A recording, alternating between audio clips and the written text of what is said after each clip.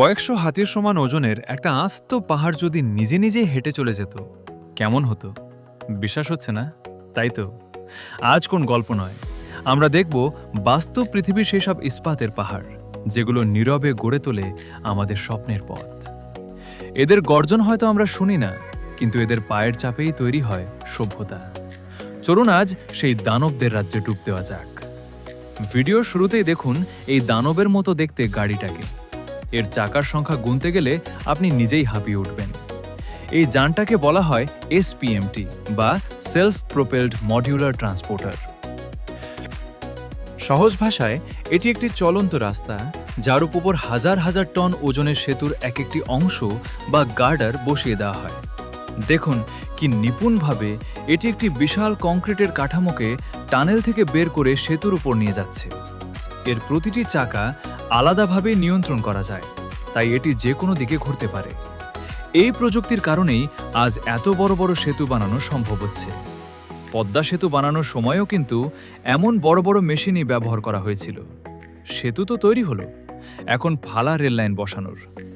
এই যে হলুদ রঙের লম্বা ট্রেনটি দেখছেন, এটি কোনো সাধারণ ট্রেন নয়, এটি একটি ট্র্যাক লেইং মেশিন বা রেললাইন বসানোর জাদুকরী যন্ত্র, যেন এক চলন্ত কারখানা। এর পেছনের বগিগুলোতে কংক্রিটের স্লিপার বা পাটাতন সাজানো থাকে। একটি ক্রান সেগুলো সামনে এনে নির্দিষ্ট দূরত্বে একটার পর একটা বসিয়ে দিচ্ছে, আর এরপর কর্মীরা লম্বা লোহার রেললাইনগুলোকে সেই স্লিপারের উপর বসিয়ে ক্লিপ দিয়ে আটকে দিচ্ছেন। ভাবুন তো, দিনে শত শত মিটার লাইন এভাবে কত সহজেই তৈরি হয়ে যায়। বন্ধুরা, এবার একটু অন্যরকম রেললাইন দেখুন। এখানে কিন্তু লাইনের নিচে পাথরই নেই, পুরোটাই পাকা কংক্রিটের। একে বলা হয় স্ল্যাব ট্র্যাক, হাই স্পিড বা বুলেট ট্রেনের জন্য এমন লাইনে ব্যবহার করা হয়। এই হলুদ যানটি দেখুন, এটি ট্যানেলের ভেতর দিয়ে প্রায় 500 মিটার লম্বা রেল টেনে নিয়ে যাচ্ছে। এর বিশেষত্ব হল এটি সাধারণ টায়ারের চাকা দিয়েও চলতে পারে, আবার রেল লাইনের উপর চড়ার জন্য এর ছোট লোহার চাকাও আছে।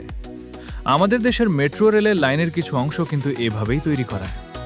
এই যে এতক্ষণ ধরে আমরা যা কিছু তৈরি হতে দেখলাম, তার আসল কারণ হলো এই ট্রেনটি। দেখুন, ঝড়ের গতিতে ছুটে চলা এক আধুনিক হাই স্পিড ট্রেন। এই নিখুঁত আর মসৃণ রেল লাইন তৈরি না হলে এত দ্রুত গতিতে ট্রেন চালানো কখনোই সম্ভব হতো না। ভাবুন তো, একদিন আমাদের দেশেও এমন গতির ট্রেন চলবে, ঢাকা থেকে চট্টগ্রাম মাত্র 1 ঘন্টায়। যেসব লাইনে পাথর ব্যবহার করা হয় সেখানে এই মেশিনটির কাজ অপরিহার্য।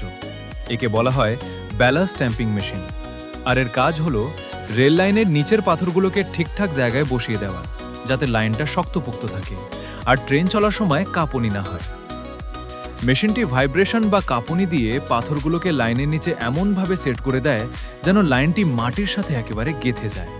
শেষ পর্যন্ত এই ইস্পাতের দানবগুলো ঘুমিয়ে পড়ে তাদের অক্লান্ত পরিশ্রমের সাক্ষী হয়ে থেকে যায় শুধু এই মসৃণ পথ, যে পথে ছুটে চলে লক্ষ লক্ষ মানুষের স্বপ্ন, আশা আর ভালোবাসা। এর পরের বার যখন কোনো ট্রেন বা গাড়িতে চড়ে লম্বা কোনো সেতু পার হবেন, এক মুহূর্তের জন্য হলেও জানলার বাইরে তাকিয়ে ভাববেন, প্রতিটি পিলার, প্রতিটি স্ল্যাব, প্রতিটি লোহার পাতের পেছনে লুকিয়ে আছে এমন হাজারো ঘন্টার পরিশ্রম আর প্রযুক্তির অবিশ্বাস্য এক গল্প। দেখা হবে আগামী পর্বে নতুন কোনো সৃষ্টির পেছনের গল্প নিয়ে।